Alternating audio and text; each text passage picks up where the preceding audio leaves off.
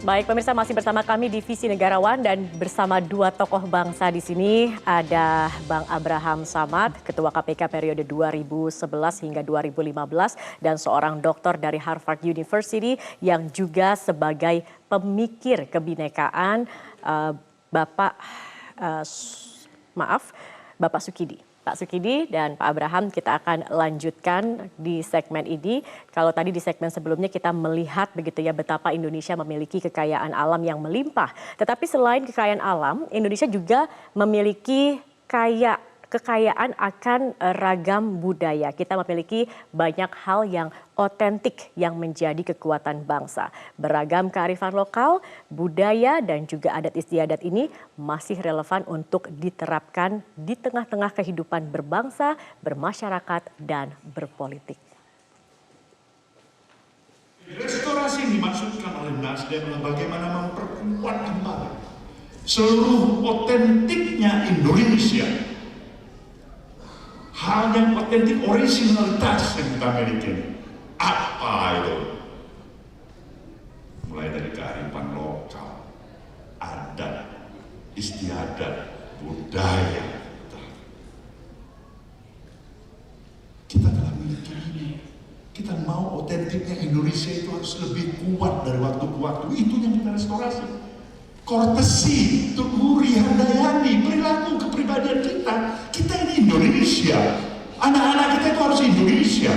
Ketika mereka mendapatkan kesempatan pendidikan keluar Indonesia sana, kemudian datang kembali pada orang tuanya, dia bukan lagi menjadi Indonesia yang sejati. Nah, itu keprihatinan dan kerugian bagi kita sebagai suatu bangsa. Maka restorasi Indonesia itu adalah sejatinya Indonesia, memperkuat seluruh sistem kehidupan otentik yang kita miliki di Indonesia ini. Jadi Ambon Manise haruslah tetap Ambon Manise itu sebenarnya restorasi. Kita akan ditelan oleh kemajuan perkembangan zaman yang mengakibatkan Indonesia yang otentik akan kehilangan otentifikasinya sendiri. Itu kita tidak mau. Lihatlah betapa indahnya seni budaya yang kita miliki. Lihatlah ketika kita mengucapkan Sampurasun, kita tidak mau digantikan itu. Hey, who are you? Kita tetap Sampurasun. Ada pikiran-pikiran yang mencoba membawa otentiknya Indonesia ini berubah. Bukan lagi Indonesia yang otentik.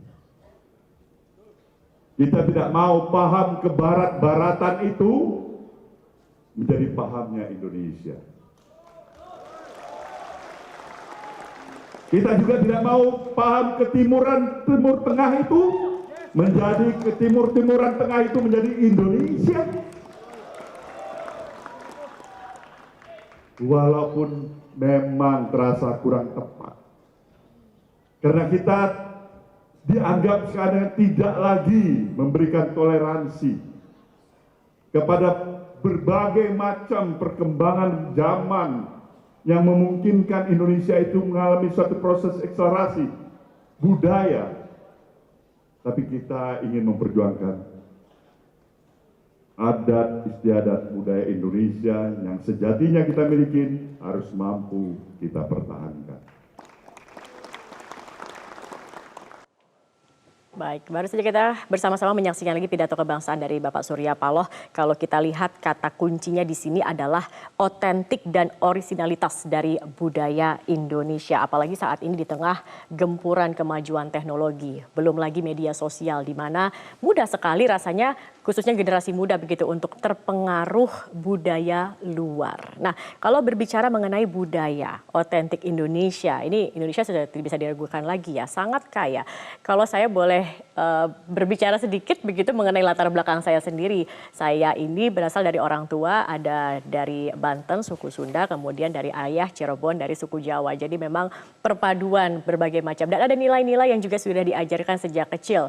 Bagaimana kemudian terkait dengan budaya kita, budaya timur. Saya ingin tahu nih mungkin dari Pak Abraham sendiri. Pak Abraham ini kan Bugis Makassar. Nah, tumbuh dengan nilai-nilai seperti apa sebenarnya yang diajarkan dan hingga saat ini masih diterapkan?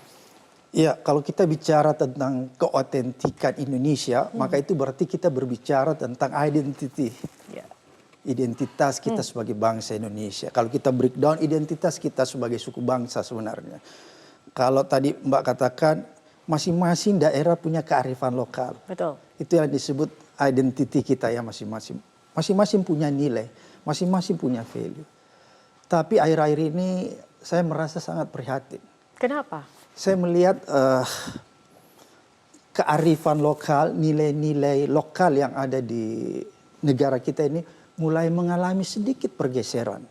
Kenapa dia mengalami sedikit pergeseran? Karena ada yang namanya arus transformasi informasi. Ya. Dan bukan cuma Indonesia yang menghadapi itu, semua negara menghadapi arus transformasi informasi, sehingga arus yang ada di tradisi, kebiasaan yang ada di luar itu masuk.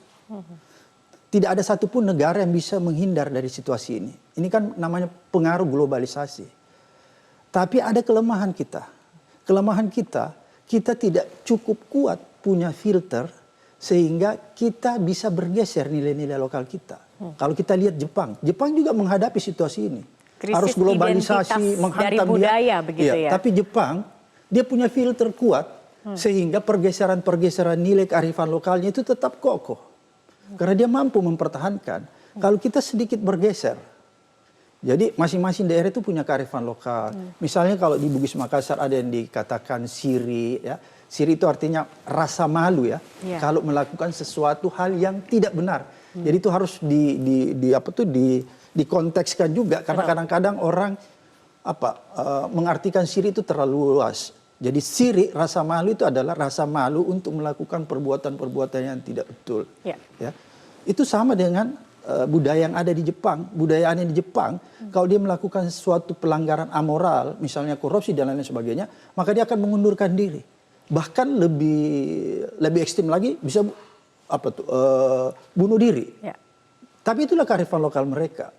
Dan itu yang menjadi kekuatan mereka. Kalau kita budaya-budaya kearifan lokal itu mulai sedikit bergeser.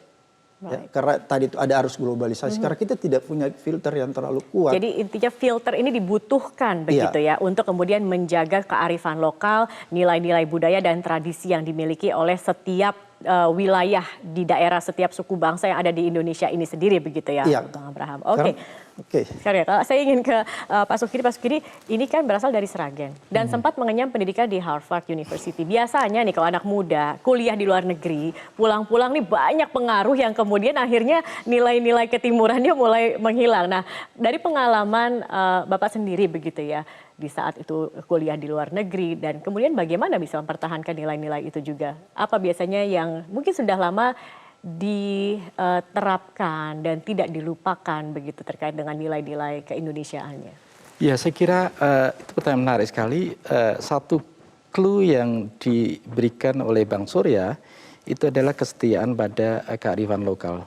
Dan kearifan lokal itu tercermin pada sikap toleransi itu sendiri yang juga disinggung oleh Bang Surya. Saya kira toleransi itu menjadi fondasi kita untuk hidup berbineka tunggal ika. Berbeda-beda tapi kita diajak untuk selalu menumbuhkan satu sikap toleran, satu sikap saling menghargai, dan saya kira itu menjadi satu fondasi kita untuk hidup di tengah prasangka sosial yang cukup meluas. Itu yang pertama. Yang kedua, nilai kebajikan utama yang ingin saya rujuk terkait dengan nilai yang mestinya menjadi pegangan kita adalah spirit gotong royong. Dan itu menjadi inti dari Pancasila itu sendiri, dan gotong royong itu menjadi identitas utama bangsa Indonesia. Karena itu kata Bung Karno, sekiranya nilai-nilai Pancasila itu bisa diperas menjadi satu, itulah nilai gotong royong. Dan semangat gotong royong itu berangkat dari satu kesadaran bahwa kita semua adalah interdependent, saling tergantung satu sama lain. Karena itu kesadaran untuk membutuhkan dan bekerja sama satu sama lain itu menjadi kebutuhan natural kita sebagai manusia. Tetapi ingat, spirit interdependent, spirit saling ketergantungan itu selalu diikat oleh apa yang sudah sebut sebagai co-arising. Tumbuh secara bersama, kuat secara bersama, dan maju secara bersama. Jadi itu nilai yang perlu kita pegang, terutama apa? Terutama agar kita sebagai bangsa bisa maju secara bersama. Ingat bahwa bangsa ini ditandai dengan kemanusiaan yang compang-camping, kesejahteraan yang tidak merata. Karena itu spirit untuk gotong royong, spirit untuk maju bersama itu harus ditumbuhkan satu sikap kepekaan sosial untuk bekerja sama membebaskan masyarakat dari kemiskinan, dari stunting, dari jurang keterbelakangan, agar mereka tumbuh bersama, kuat secara bersama, dan maju secara bersama. Jadi kata kuncinya spirit gotong royong dan spirit maju bersama, dan juga ada filter begitu ya Bang Abraham untuk bisa kemudian mempertahankan nilai-nilai budaya Indonesia. Baik, kita akan kembali melanjutkan perbincangan ini pemirsa, tetapi kita akan ikuti dulu